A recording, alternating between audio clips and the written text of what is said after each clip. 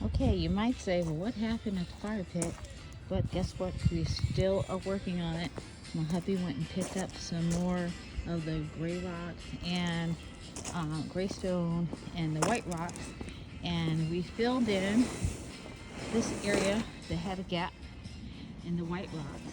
So that's gonna stay just like that. Need a few more bags. This was by the pound of ton actually. So, but we're gonna get some bags to fill in here, this area in here.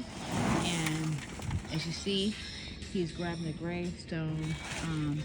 And they're not gonna go here. These are gonna be tables in this area going straight across, just like this side, but they'll go on the outskirts of the pavers. And I'm moving these sandbags in so that they'll be out of the way for the gray rocks. All right, gray stone. Look at the beautiful rosemary. It's a great day. Ty, the concrete gardener, and her hubby, George, the concrete gardener.